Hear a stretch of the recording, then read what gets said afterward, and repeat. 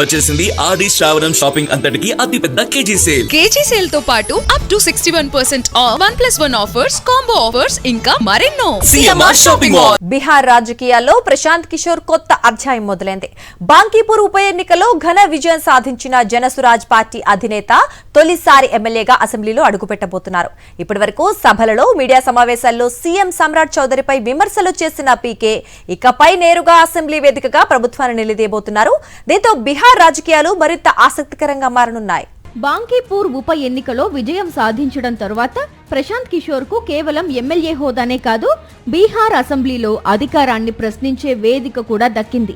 CM సమ్రాట్ చౌదరిపై గత కొద్ది నెలలుగా తీవ్ర విమర్శలు చేస్తున్న పీకే ఇక అదే పోరాటాన్ని సభలో కొనసాగించనున్నారు. నిరుద్యోగం, వలసలు, విద్య, వైద్యం, అభివృద్ధి వంటి అంశాలపై ప్రభుత్వం సమాధానం చెప్పేలా ఒత్తిడి తేవాలని భావిస్తున్నారు.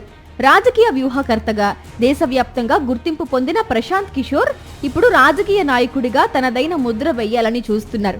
ప్రభుత్వంపై విమర్శలు చేయడంలో గణాంకాలు, అధికారిక నివేదికలు, డేటాను ఆయుధంగా ఉపయోగించడం ఆయన ప్రత్యేకత.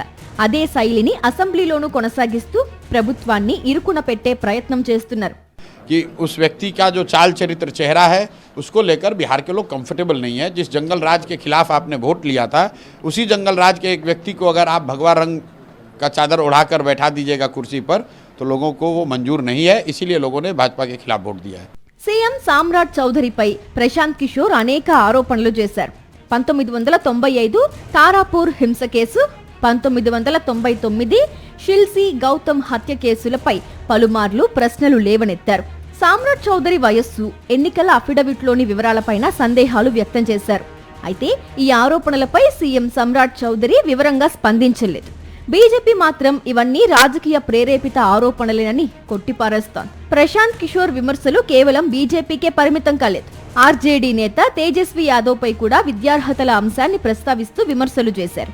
అయితే ముఖ్యంగా సీఎం సమ్రాట్ చౌదరినే ప్రధాన లక్ష్యంగా చేసుకుని కొంతకాలంగా ప్రశాంత్ కిషోర్ రాజకీయ పోరాటం కొనసాగిస్తున్నారు. అసెంబ్లీలోకి అడుగు పెడుతున్న నేపథ్యంలో ఈ ఇద్దరి మధ్య నేరుగా మాటల యుద్ధం జరిగే అవకాశాలు కనిపిస్తున్నాయి.